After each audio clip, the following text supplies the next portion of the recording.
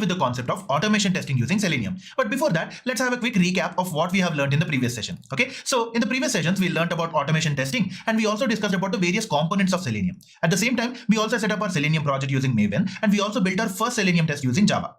So coming to today's agenda, we'll first talk about automation testing with Selenium, where we'll discuss a few concepts like web elements, DOM, etc. And then we'll talk about locators and different types of locators. And finally, we'll learn about different types of web element actions like send keys, click, submit, and so on. Okay, so for this session, let us assume that we have developed the e-commerce application, and let's say we want to test the application. Okay, so let's take a look at how our application will look like. All right, so this is how our application will look like, rahulnexttrends.ccpp.tech. Okay, and as we can see, we have a login page over here, right? So here we can see a username field, password field, and a login button as well. Okay, so let's enter the username like Rahul and the password.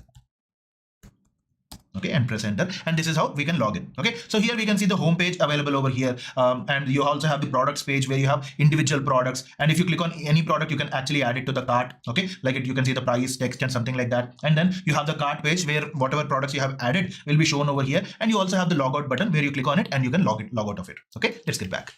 Right. So for the scope of this session, what we'll do is we'll try to test the login functionality of our application. Okay. Now, when you say testing the login functionality, it could be of many types, right? You can have the correct username and correct password, which is the successful login case, or you could give the wrong username, wrong password, the right username, wrong password, and multiple combinations of it, which could be the unsuccessful login case. Okay. For our scope, let's say we want to test for this successful login case. What do you think will be the steps involved?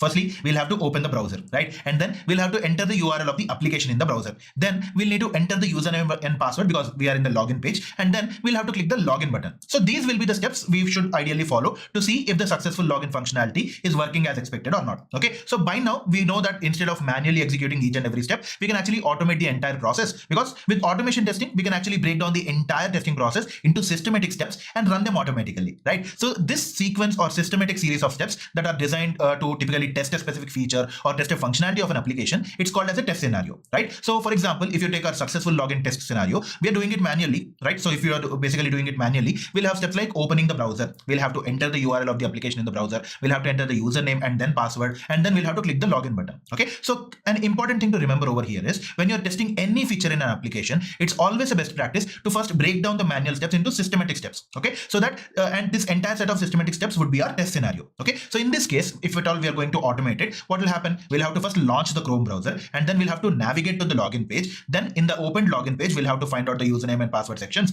and then enter the username and password. Then we'll have to click on login button, and then finally we'll have to check whether we are getting redirected to the home page or not. Okay, right? So let's see how we can write the automation test cases for our test scenario. Okay, right? For that, we'll need to first set up a new project. Obviously, we have the IDE available. We have already configured it, right? So we'll have to simply set up a new project altogether. Okay, let's see how to do that.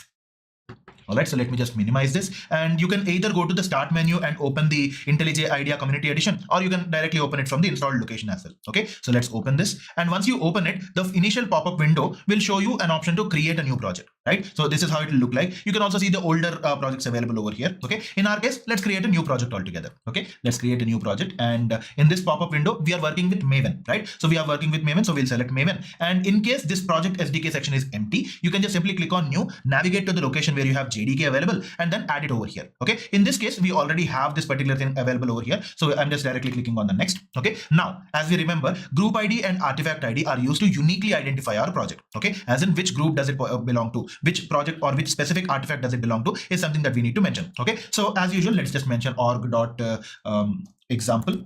Okay, and let's make the artifact ID as login-test. Okay, right, so let's click on next, and let's give it a name in Pascal case, so login L capital and test as in T capital. Okay, right, so let's click on finish, and we'll be able to see this project folder like this. All right, so we'll have the POM file, we'll have the project structure, and we'll have all the things available over here. Okay, let's get back.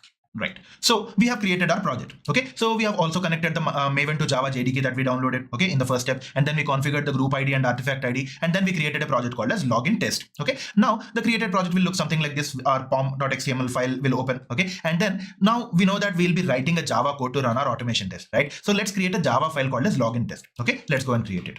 All right, so we first need to navigate to the source folder where we have the test folder available. Okay, in that, just select Java, right click on it and go to new, click on Java class, and let's name our file as login test. Okay, right? So login test, and we'll click on OK, and we'll have login test.java available over here. Okay, next the step is to include or integrate the WebDriver in it. Okay, so for our project, we are looking to include the Selenium WebDriver and its related components so that we'll be able to work very comfortably with Java as well. Okay, so what we'll do is we'll navigate to the Maven repository, we'll copy the relevant code from there. Okay, right, and we'll have to add it into the pom.xml file.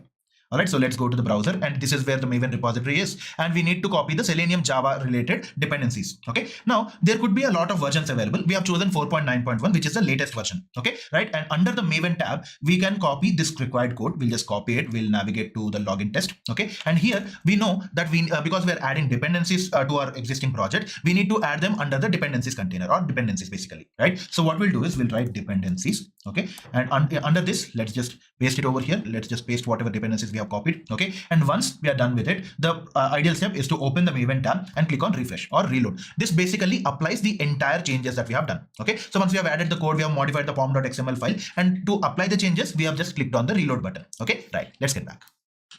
So we have created a new Java file, and this is how it looks like. And then we need to integrate the Selenium WebDriver into our pom.xml file. Okay, and so what we did is we brought the necessary dependencies from the Maven repository and we pasted them. And to apply the changes, we clicked the reload button in the Maven tab. Okay, now we have done the basic groundwork, right? So we have got the necessary files ready. The basic groundwork is done. The next step is to execute our test scenario. Okay, and as we have discussed, there are 5 steps that we need to test. 1, we need to launch the Chrome browser. 2, we need to navigate to the login page. Then once the login page opens, we need to enter the username and password, and then we need to click on the login button. And once we click on the login button, if it is successfully logged in, it means that we should be able to redirect to the home page, right? Okay, so these are the 5 steps. What we'll do is let's try each and every step out for, step by step. Okay, right? And the first step is to set up the Chrome driver, as in to launch the Google Chrome, we need to set up the Chrome driver. Okay, so if we're doing it manually, what we'll do, we'll have to manually locate the place where our Google Chrome file is. Okay, and then we'll have to click on it to start the web browser. But because we are trying to tell a program how to do that, we need to specifically mention where exactly it needs to look for. Okay, so we need to specifically mention the Chrome driver executable file. And the approach for that in Java is to use the system.setProperty method. Okay, so this system.setProperty method is used to tell the program where to find the Chrome driver executable file on the system. Okay, let's say if I'm writing the program on my system, this system.setProperty method will tell my program where to look for the, where exactly it can find the Chrome driver executable. Okay, right, and the code for that is pretty simple. We'll write it in the main method. Okay, so we'll write system.setProperty off, and we'll mention webdriver.chrome.driver. It basically means that we are setting the path for the Chrome driver, and we'll give it a comma, and then we'll mention the path to Chrome driver. Okay, so what basically happens over here is the webdriver.chrome.driver is the key or the property name that basically represents the Chrome driver executable. Okay, in the system properties, it is represented as this one. Okay, and we'll give it a comma, and in the same parenthesis, we'll mention the exact path, the exact location for the Chrome driver executable file. Okay, we'll have to replace that with the actual path over there. Okay, let's try it out as well. Now, let's just open our desktop where exactly we have the Chrome driver. Okay, now what we know is in the login test.java, we need to first and foremost to open our browser, we need to obviously set the exact path of the Chrome driver executable, right? So when we are doing it manually, what we'll do is we'll navigate to the place where our Chrome browser is, and then we'll try to open it accordingly, right? So because we are doing it automated, or we are basically telling our program how to do it, we need to specifically mention where exactly the Chrome driver executable is. Okay, so what we'll do is we'll write over here public static void main. Okay, and then in the main method we need to provide string args. Okay, so string square brackets and arguments, and in this main method we are going to write the path for the Chrome driver executable. Okay, always remember, when you want to open the browser in this approach, you need to first tell it where to look for, then we'll create an instance and then we'll open it. Okay, right, so under this we need to specifically mention the path. Okay, so for the sake of it, I'm just closing this. We need to basically, what exactly are we doing? We need to set the path to the Chrome driver executable. Okay, right. So how do we do that? We need to use the system.setProperty method, in which there are 2 inputs. Okay, so the first one would be webdriver.chrome.driver. Okay, so chrome.driver.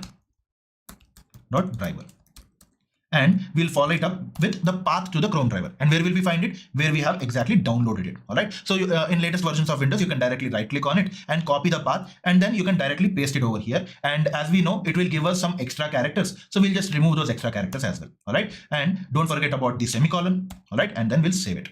Okay, right. So what we have basically done is we have navigated to the Chrome driver executable. We have copied the path and we have pasted it in the code and we have saved the file. Okay, let's get back.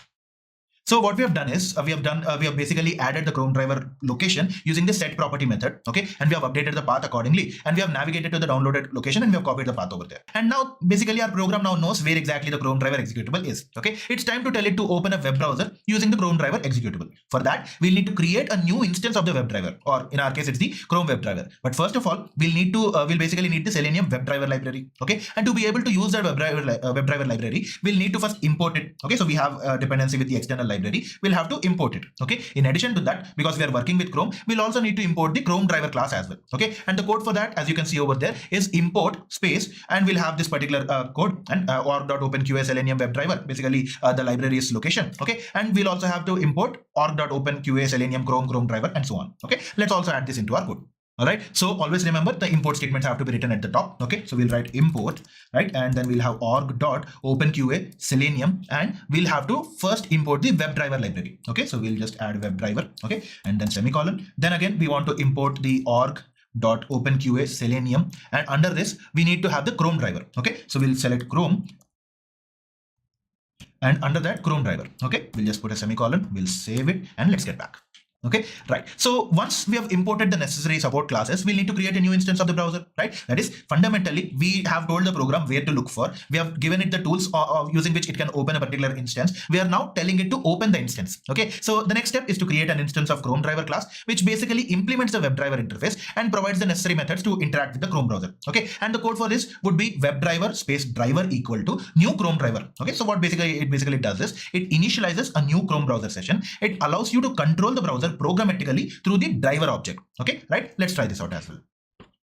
Now, what we need to do, we have basically imported all the relevant support libraries. Okay, and we have basically told our program that you need to open the web driver called as Chrome driver, and this is where you will find it. Okay, now the next step is to actually open or create an instance of the Chrome browser. Okay, let's write it as open the Chrome browser.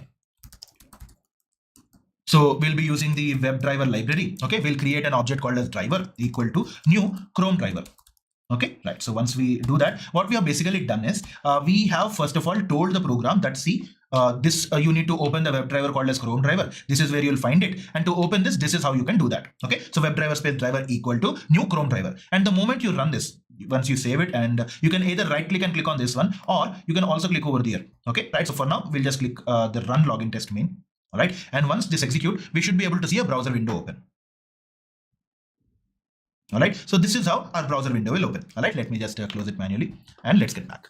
All right, so what we have done is we have created a new instance for the Chrome driver. Okay, and to execute that, we can either right click on the editor and choose run option. Okay, and this is how we'll see the output. So just to quickly recap, we have first told our program where exactly to find the Chrome executable, right? The Chrome driver executable using the system.setProperty method, and in the setProperty method, we mentioned webdriver.chrome.driver, which is basically a standard key used by Selenium WebDriver to specify the path to the Chrome driver executable. Okay, and then we have created a new instance of the web browser using the Chrome driver executable. Okay, so this is similar to us wherein we manually navigate to the point where Google Chrome file exists, and then we click on it to open it. Okay, and now that we have launched our browser, what's the next stage in our successful login test scenario?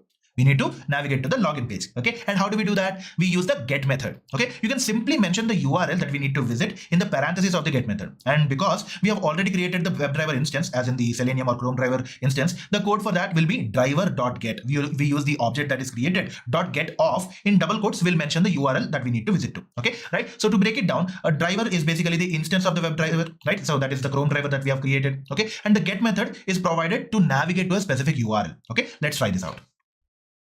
Now after this, we just need to navigate to the specific URL. Okay, and what is the URL? This one. Okay, so we'll just copy this. We'll keep a copy of it, and we need to navigate to the URL. Okay, so how do we do that? We use the driver object that we have created. Okay, driver dot. We use the get method. Okay, and here the get method only accepts strings, so we'll just put a double quote and we'll paste the URL over here. Okay, let's just run it and see how it works. So we'll just right click and run login test.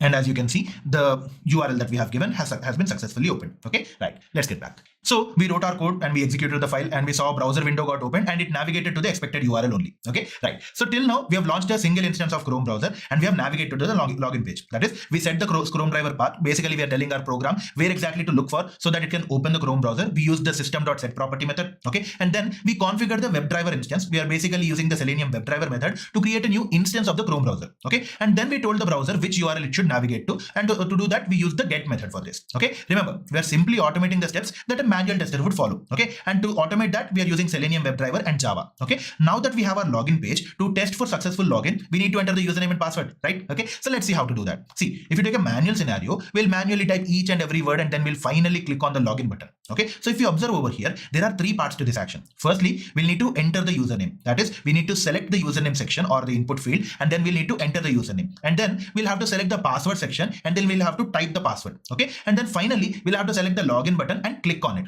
So in short, what we are doing is we are basically interacting with the web elements over there. Okay, so first let's see how to write the code for this. Okay, so we'll first need to import the necessary classes and packages. Okay, so we'll use something called as web element package. Okay, and we'll also download the or include or import the by package as well. Okay, and then to find the username input element, we'll write it as web element username element equal to driver.find element by id of username. Okay, so this is the syntax that we are going to use. And once we have identified the required element, that is we want to input into the username, we'll have to click over that, or we'll have to identify which element is this. Okay, and once we have identified the element, we'll be sending some or the other kind of text into it. Okay, and the code for that would be whichever element we have identified or variable where we have stored the identified element dot send keys of whatever text we want to send. Okay, right? So username element dot send keys of Rahul. Okay, let's try this out in our IDE. Okay, so let's just close this instance of the browser. And here what we have done is, so far we have told the program where exactly it can find the Chrome driver executable. Then we have asked it to open a new instance, and then we have asked it to navigate to a particular URL. Okay, and once we went there, we were able to see a username field, a login field, and a login button as well. Okay, so now what we need to do is we need to interact with those web elements. Okay, and for that what we'll need to do is we'll need to import a package or a library called as web element, and we also need to import another library called as by. Okay, so let's import both of them. So we'll write import org dot openqa dot selenium dot web element. Okay, so here you can see the web element over here. We'll just select that, give it a semicolon, and then we'll import another library called as by. Okay, so we'll input org dot openqa selenium by. Okay, right, so we'll just import both of them, and now we basically have the login page available. Okay, to find the username input element, what we'll do is let's say we'll just write it like this: find the username element. Okay, and under this we want to specifically write the code for it. Okay, so we'll use the web element library. Okay, we'll just add a small variable over here called as username element, and we'll give it as, we'll just basically use the driver. Okay, so driver dot find element method. Okay, so we are going to use the find element method, wherein we'll use the by dot id of. Okay, so let's assume that the element's id is username. Okay, so let's write username, and let's give it a semicolon. Okay, and to enter the username, what we'll do is we'll simply use this particular variable. All right, so what basically happens over here is this driver object will find the element based on the id name called as username. Okay, and once it finds the element, it will take it and store it in this variable called as username element. Okay, and next what we need to do is we need to send the particular keys or send a particular text over there. Okay, so what we'll do is we'll write username element dot send keys of, and here we'll just send, we just want a particular value over here. Okay, and let's say it is Rahul. All right, so with a small r, and let's save it and see what happens when we run it. All right, so we have run this.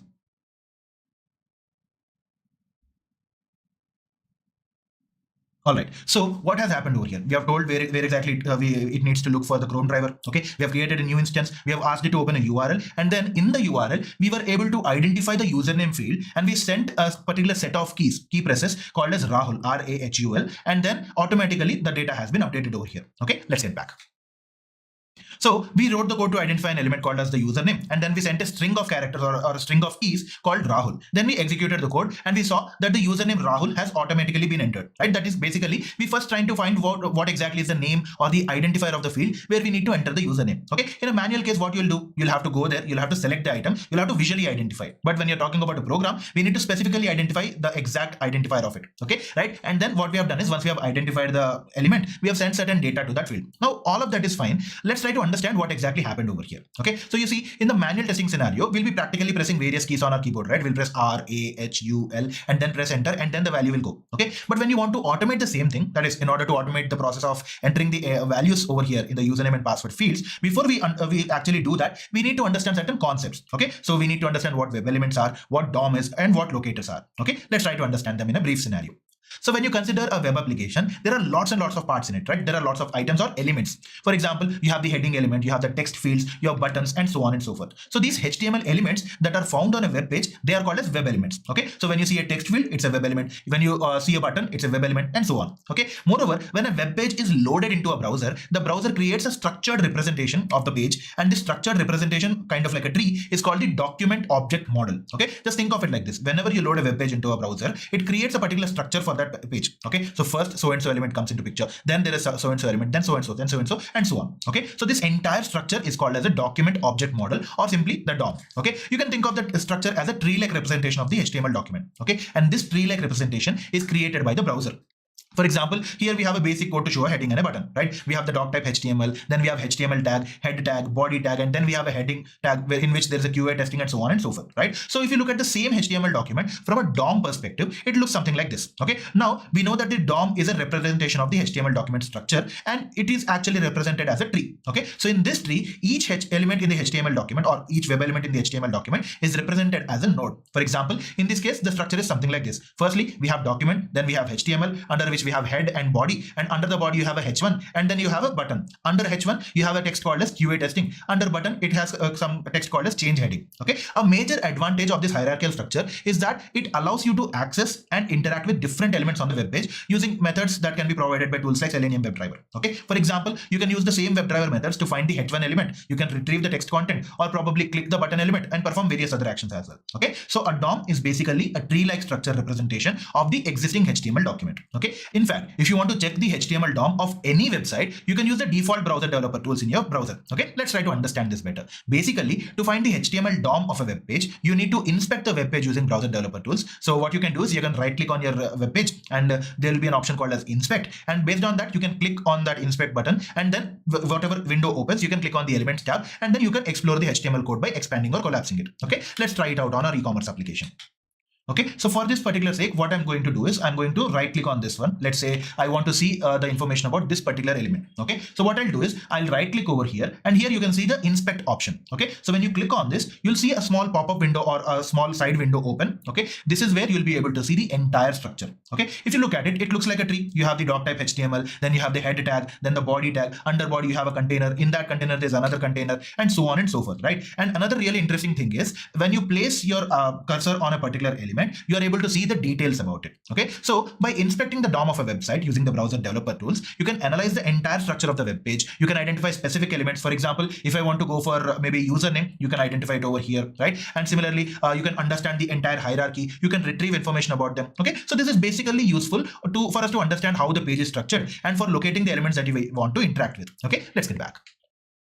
Right, so this is what we did. When you click on an element in the DOM, it will highlight it on the web page as well, and you can view its attributes, style, content, and everything as such. Okay, so in simple terms, just to revisit, the DOM or the document object model is a representation of the HTML document structure as a tree. Okay, where each and every element in the HTML document is represented as a node in the tree. Okay, so the DOM allows JavaScript and other programming languages to access and manipulate the elements and contents of an HTML document in a dynamic manner. Okay, so by now we have understood two major things. One, web elements are HTML elements that are present on a web page, and DOM is basically tree-like representation of the HTML document, or basically the web page, and these web elements are present in that tree based on how they have been written in the HTML document. Okay, now let's talk about locators.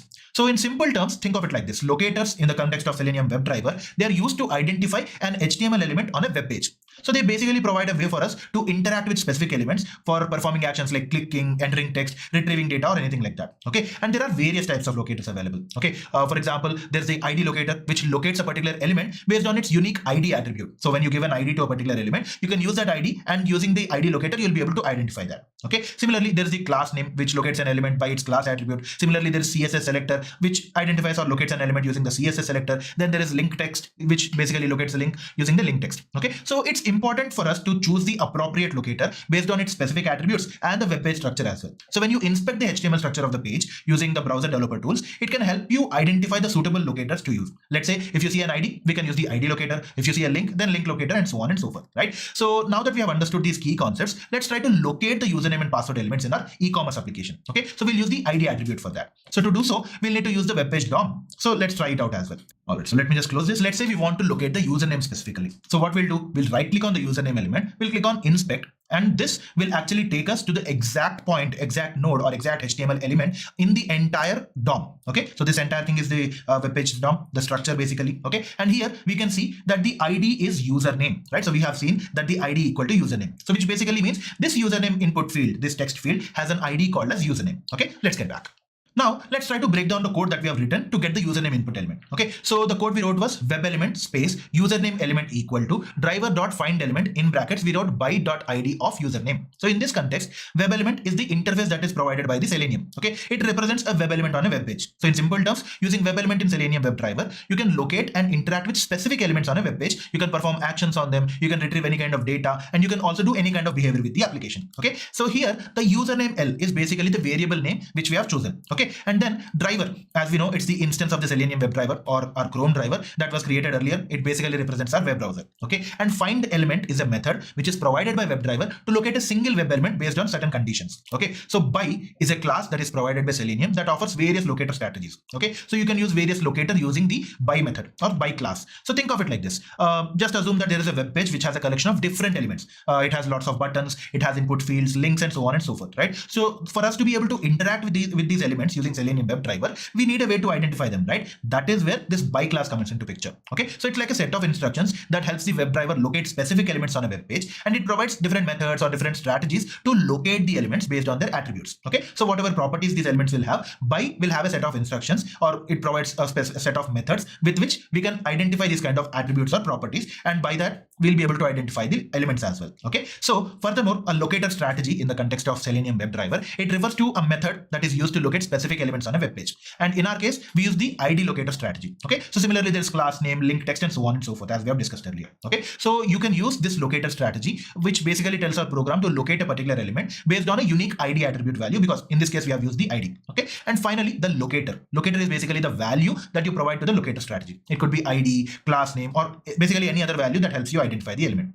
So if you look at the overall big picture of the code statement that we have written, so we wrote web element user element equal to driver.find element of by.id of username. Okay, so this entire line of code is trying to find an HTML element on the web page with the ID attribute called as username, and once the element is found, that reference is taken and stored into the username element variable. Okay, and once we have access to the username element variable, we can perform any kind of actions on it, like we can interact with it, retrieve the text, or send some kind of information over there. Okay, and once we found the element, what did we do? We simply wrote another piece of code saying username element dot send keys of Rahul. Okay, any kind of text altogether. Now, in the manual testing scenario, what we'll do, we'll manually enter the username and password. We'll type RAHUL, and then we'll click on the button to perform some of the other kind of action. Whereas in automation testing, we are supposed to use the code to interact with the web elements. Okay, and once we interact with the web elements, we are supposed to perform all these actions automatically. So here we need to understand another important concept. Selenium provides a set of methods to interact with web elements on an automatic basis, right? So these methods can be used to perform actions like clicking, entering the text, submitting the forms on an HTML element using Selenium WebDriver. Okay, so Selenium provides a set of methods using which we can perform all these kinds of actions using Selenium WebDriver. So just think of it like this. This is kind of similar, where you manually type a word or you click on a button and so on. So some of the most commonly used Selenium web element actions would be click, send keys, and so on. Click, send keys, and so on. Okay, so to understand it better, the click method simulates a click on the element, as in when you take your mouse and click on a button, right? So the click method simulates that kind of a thing. The send keys method allows you to programmatically enter text into any kind of input field that is available, right? So think of it like this. It is similar to, you type RAHUL on your keyboard. So this send keys method does the same, but in a programmatical manner. Similarly, there is the clear method which allows you to programmatically remove the existing content from an input field. Okay, and using the submit method, you can automate the submission form of web forms altogether. Now, in this scenario, for our purpose, we need to enter some text into the username field. And which method do we use? We need to use the send keys method. Okay, right? And what is the syntax for this? We write username element dot send keys of whatever string we want to send. Okay, so in simple terms, what's happening over here is it is simulating the action of typing the name Rahul into the input field that is represented by the username element variable, right? Basically, the send keys method takes text as input and sets it as a value to the element that we have mentioned. Okay, now we have understood how to identify an element from the DOM, how we can send some text to it using WebDriver and Java. Now let's try to locate the password web element using the ID attribute. Okay, right? Let's try it out. Alright, so let's just close this, and in a similar pattern, what we'll do is we'll right click on the password element, we'll click on inspect, and here we can see that input type equal to password and the ID is equal to password. Okay, so we have identified the ID of this particular element. Okay, let's get back. Now we have identified the web element in the e-commerce application DOM as password, and what we'll do now is we'll use the same approach as earlier to first locate the element and then we'll send some text to it. Okay, let's try it out. Okay, so we have identified that this is password, and to do that, to actually send some text over here, we'll use the same approach that we followed for the username element. Okay, right? So instead of username element, we'll write password element. And for the sake of typing, what we'll do is we'll just quickly copy paste this code. Okay, and instead of finding the username element, we'll find the password element. And instead of username element over here, we'll write password element. And we are basically trying to find the element by the ID called as password, right? So we'll just quickly copy this, we'll paste it over here, and we are going to send the password element dot send keys, and we'll send the password specifically as Rahul@2021. Okay, let's assume that this is the password. Let's execute and see how it works. All right, so we'll just click on the run and wait.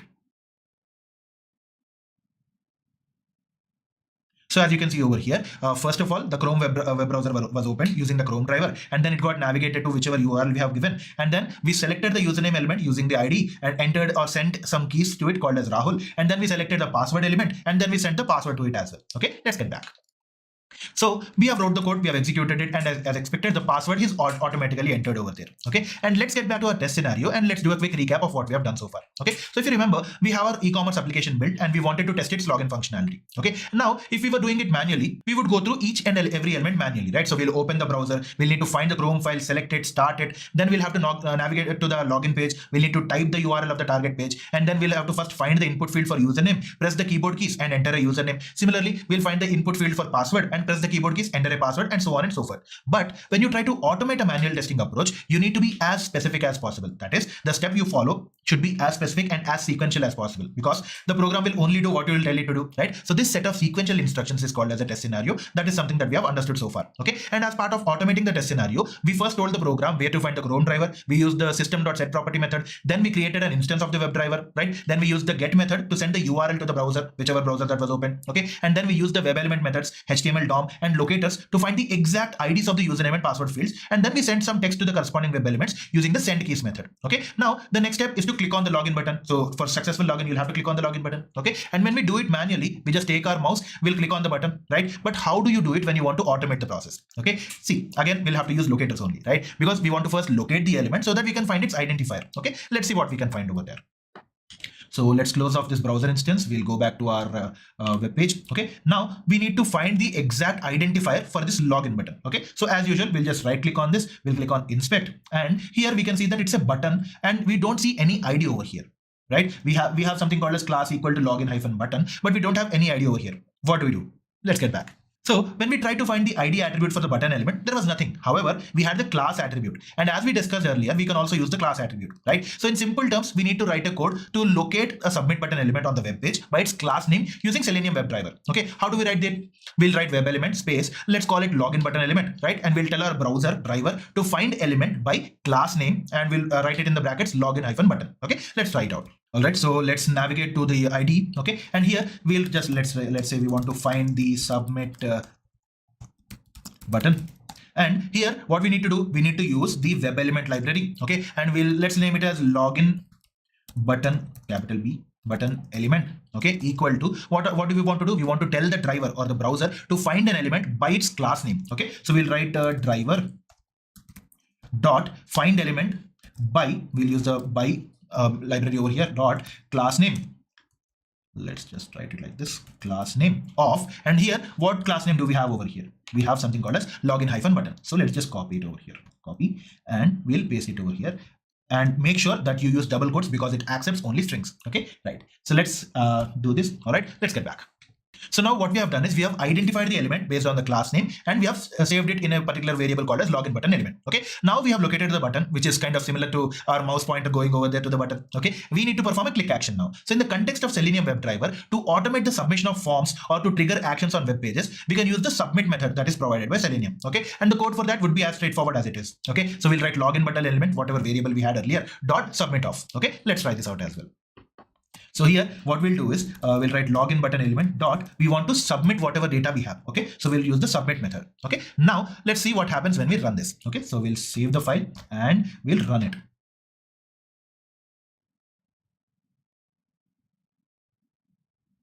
Okay, so as you have seen, the login happened. So whatever inputs we have given, Rahul and the password, and automatically the login button was clicked, and here we are able to see that the home page has been opened. Okay, let's get back.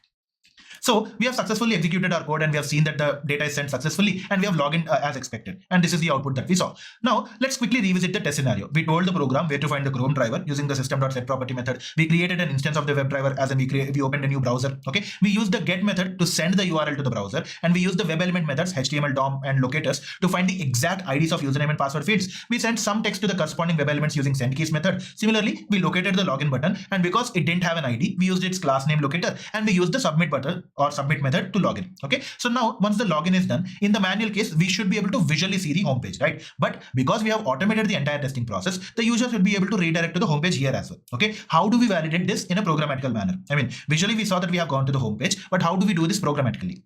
So we need to verify if the URL of the page that is loaded after the login is matching with the expected URL. That is, we are expecting the home page to be opened, right? So expected URL versus whatever URL we have got. If both of them are equal, if both of them are same, it means that we have successfully navigated over there. Okay. To do that, what we can do, we'll have to first define the expected URL of the home page. We'll get the current URL using a method called as get current URL in Selenium. Okay. And then we'll compare the current URL with the expected URL. If both of them match, the navigation was successful. If not, the navigation failed. Okay. Let's try to understand how we can achieve this. Right. So in simple terms, we have an expected URL, the home page. Okay. We'll assign that to a string variable calling string space expected URL equal to whatever URL we want to see. Okay. And then we need to get the URL after the login action is performed. So let's say we want to put it into another string variable called as current URL. Okay. So in this scenario, we'll need to use another WebDriver method called as get current URL. Okay. So it will retrieve the URL of the web page that is currently open in the browser controlled by WebDriver. Okay. So what will happen is we'll write string current URL equal to WebDriver as in driver dot get current URL. Okay. So the get current URL gets the exact current URL of the web page that is open in the browser that we have. Okay. So what was the condition? If the URL after the login action, that is the outcome URL matches the expected URL, that is the home page, it means the navigation was successful, right? Else it has failed. Okay. So what we'll do is we'll write the code for it in the IDE. Okay. Let's go. So let's just close this off. And here, what we need to do is we need to define the expected URL of the home page. Okay. So what we'll do is let's call it expected URL. And what is it? We need to add it in a string basically, right? So we'll call it as a string. Let's call it expected URL equal to, and in double quotes, what we need to do is we'll just copy this URL. This is what we want, right? So we'll just remove the login part and we'll just paste it over here because we want the home page, right? So the next thing is we need to get the current URL after the login action happens. Okay. So what we'll do is let's call it the current URL.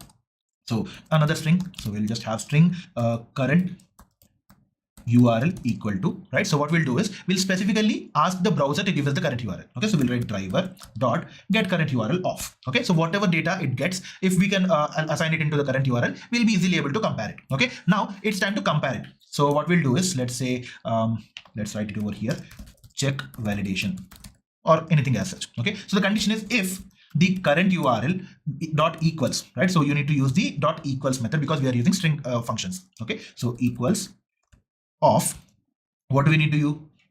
Expected URL. Okay, so if the current URL equals expected URL, what we need to do is we need to print. Let's say we want to give a system output. Okay, so system dot out dot println of, let's say we want to say navigation to home page was successful. Okay, in case if that does not happen, what do? We write an else clause, right? So we'll write else of. We'll just simply copy this, and instead of calling it successful, we'll just call it unsuccessful. Okay, or failed simply. Okay, so was successful. Let's remove that and we'll write failed. And we'll add a couple of exclamation marks. Okay, so visually we can see that the home page will open. Okay, but we need to check whether it will actually happen in when we are trying to automate it or not. Okay, so let's save it. Let's try to run it and let's see what happens.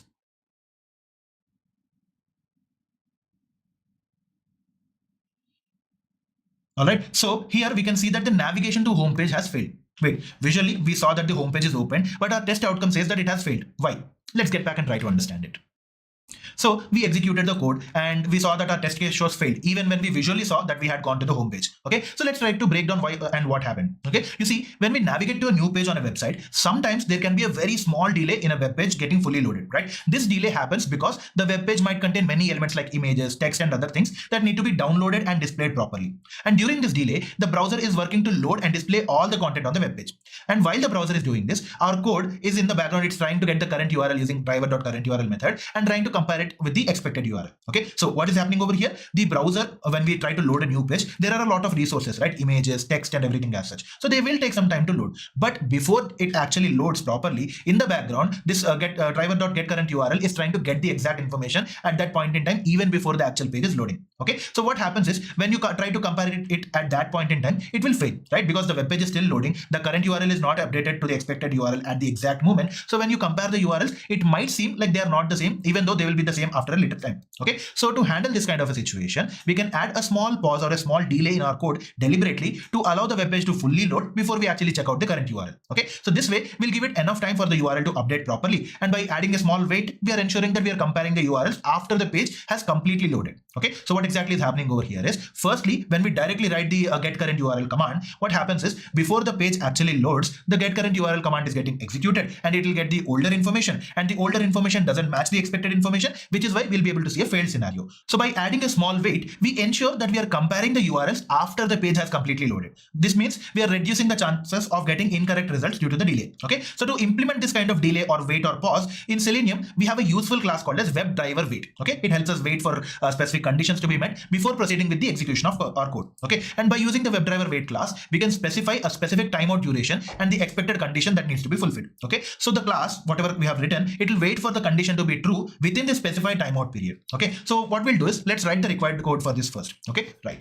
So we need to introduce a deliberate delay over here, right? For that, we need to introduce, or we need to import certain classes or libraries so that we'll be able to perform that particular action. Okay, so for the sake of this action, I've already copied certain libraries over here. We are using the expected conditions class. We are using the WebDriverWait class or library. Okay, and we are also using the java.time.duration class. Okay, now what we need to do is, before the expected URL actually gets updated, or the current URL actually gets updated, we need to introduce a deliberate delay over here, right? So what we'll do is, let's just let's call it before the current URL gets updated, we need to introduce a delay. Okay, right? So let's say we need to use the WebDriverWait class, right? So we'll use WebDriverWait, and let's give it a variable name as wait. Okay, equal to new, and we need to use the WebDriverWait class. We need to give WebDriverWait off, and we are basically asking the driver to wait for what? For a specific duration of seconds. Okay, so we'll use duration dot off seconds. Okay, so we are going to give seconds over here, and let's say we wanted to wait for 10 seconds. And next, what we need to do is, we need to specify a particular condition over here. Okay, so what we'll do is wait dot until a specific condition is met. Okay, so we'll write expected condition dot URL to be, and this is the expected URL over here. Okay, so we'll have to wait until the current URL becomes the expected URL. All right, so let's just add it, and we'll try to understand what exactly we have done. Okay, right, let's get back. So firstly, we imported a few extra packages that will help us implement this wait or delay functionality, and we are creating a special object called as wait using the WebDriverWait class. So it will help us wait for a specific condition to be met, and we use the duration dot off seconds of 10, right? So it basically specifies the timeout duration, as in how long it should wait. It means the WebDriver will wait for a maximum of 10 seconds for the expected condition to be met. Okay, and finally we have the until method. We use a wait dot until off expected conditions dot URL to be, and so on. Okay, so this until method of the wait object, it waits until the condition is true or not. Okay, or until the maximum waiting time is reached. And once we do that, once we run the code, let's see what happens. Okay, right. So we save the code. Let's run it.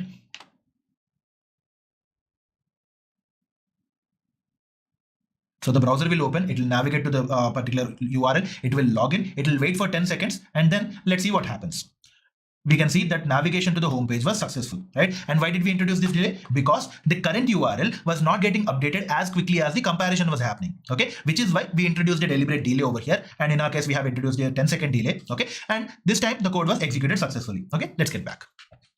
So we executed the code, and this time the code was executed successfully. Okay, and this is the output we saw. And finally, let's add the quit method as well, so that once the test is completed, as a best practice, we'll close the browser as well. Okay, let's go back.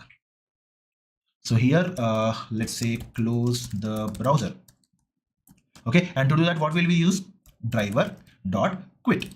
Okay, and once this is done, let's just save it, and let's see if it's working or not. and we execute it. So what happens is the Chrome browser instance will get opened. Okay, it will navigate to the given URL, it will log in, it will wait for the relevant time, and then it will quit. Okay, right, let's get back. So finally we ran the code, we executed the code, and finally we were able to see the expected output. Okay, so what did we do on the whole? We tried to automate the entire test scenario of a successful login using Selenium WebDriver and Java programming. Okay, so if we are doing it manually, we'll have steps like opening the browser, entering the URL of the application in the browser, entering the username and password, clicking on the login button, right? So whereas when we are performing the automation test scenario, when launching the Chrome browser, we told the program where exactly we can find the Chrome driver, and we did that using the system.setProperty method. Okay, and then we created an instance of the WebDriver. We told the driver to open a browser. Okay, and then we navigated to the login page using the get method so that we can send the URL to the browser. Okay, and then we use the web element methods or HTML DOM and locators to find the exact IDs of the username and password field. We send some text to the corresponding web elements using the send keys method. Okay, and then since we have to log in, click on the login button, so we located the login button, and because in our case it did not have the ID, we used a class name locator and we used the submit method to login. Okay, and then ideally our expected behavior was that the user should be redirected to the home page. For that we defined the expected URL, that is the homepage URL, and to get the current URL we use the get current URL method. Okay, and when testing if the expected URL matches the current URL, it wasn't working as expected because the comparison was actually happening before the current URL could get updated. So we introduced a 10-second delay using the WebDriver wait functionality. Okay, so in this manner you can perform automation testing for any defined test scenario. The key point over here is that you should first break down the manual steps into systematic steps, and the more precise and the more specific you are, the better your automation test will be. Okay, so in today's session we learned about how to perform automation testing with Selenium, and we learned about a few interesting and important concepts like web elements, DOM, locators, types of locators like ID, class, and so on. Okay, and we also learned about web element actions like send keys, click, and submit. And